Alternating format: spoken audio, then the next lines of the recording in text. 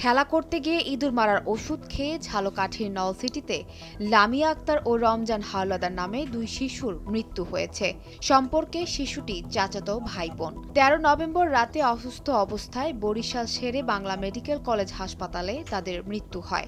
নিহতরা হলেন উপজেলার কুলকাঠি ইউনিয়নের আখরপাড়া এলাকায় কামাল হাওলাদারের মেয়ে লামিয়া এবং কামালের ভাই রানা হাওলাদারের ছেলে রমজান। বিষয়টি নিশ্চিত করে নলসিটি থানার ভারপ্রাপ্ত কর্মকর্তা আব্দুস সালাম জানান, এ ঘটনায় একটি অপমৃত্যু মামলা রেকর্ড করা হয়েছে। ঘটনাটি তদন্ত করে দেখা হচ্ছে।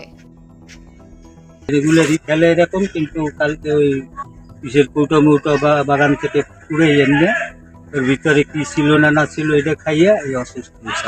কোর্টের মাঝে কি পাইছে খালা মতো হেয়া বাইর করে দাঁত মাজার পর সে অসুস্থ হয়ে পড়ছে।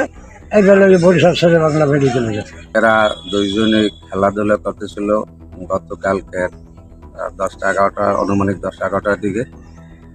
আনুমানিক তারা হয়তো ইঁদুরের ঔষধ বা কোথা থেকে সংগ্রহ করছে, কীভাবে করছে জানা নাই। এরা ওইগুলি দাঁত মাজছে বা খাইছে। এই মর্মান্তিক ঘটনা। সানজানা তাবাসসুম, ভোরের কাগজ।